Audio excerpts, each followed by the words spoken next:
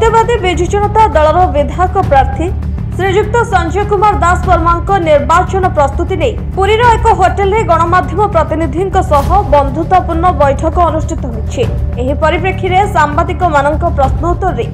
सत्यवादी विधायक प्रार्थी श्रीजुक्त संजय दास वर्मा कहिसंती सत्यवादी और कणासर विकास शिक्षा स्वास्थ्य गमनागमन कृषि पानीय जल ओडिया विश्वविद्यालय आदि अनेक उन्नयन कार्य मुख्यमंत्री श्रीजुक्त नवीन पट्टनायक करिसेंती। जहां बाकी रही जाइछि साधारण जनता आशीर्वाद भिक्षा करी आगको विकासर विजय धारा कणास और सत्यवादी जारी रहिबो बोली संजय दास वर्मा कहिसेंती। एभली एक पुण्य माटी जो माटी रे गोपबंधु दास जन्म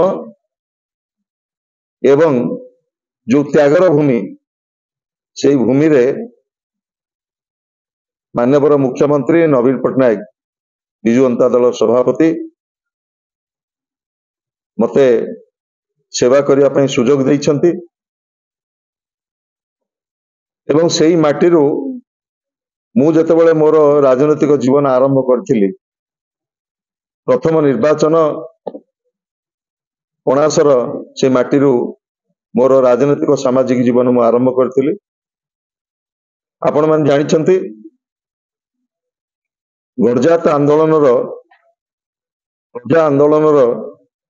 गोटे प्रमुख क्षेत्र हिसाब रे कणास गोटे संघर्षर माटी संस्कृतिर जय यात्रा जेतेबेले सत्यवादी आरंभ होइतला ओडिशार साम्यवादी आंदोलन आरंभ होइतला कणास माटी एही भली एक संस्कृति संपन्न निर्वाचन मंडली सत्यवादी विकास को आगु को नबा पई विकास को आहुरी अधिक गति दबा पई मु आशा करिवि आपण मानकर सहयोग शुभेच्छा आशीर्वाद आम सहित रहिबो।